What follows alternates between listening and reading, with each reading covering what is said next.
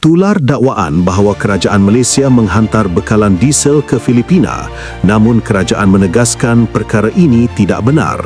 Menteri Komunikasi Datuk Fahmi Fadzil menjelaskan diesel tersebut bukan milik Malaysia, sebaliknya dimiliki dan dijual oleh syarikat berpangkalan di Singapura, Vitol. Diesel itu disimpan di kemudahan di Johor. Dalam konteks perkapalan, kapal yang berlepas dari perairan Johor dianggap dari Malaysia, menyebabkan timbul salah faham.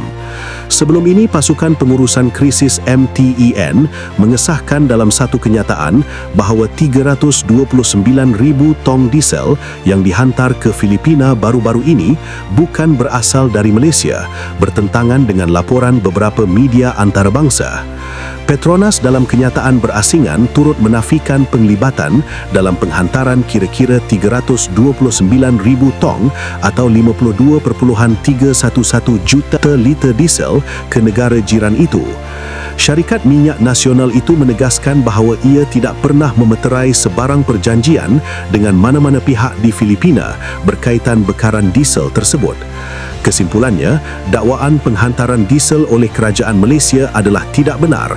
Ia berpunca daripada salah faham logistik perkapalan.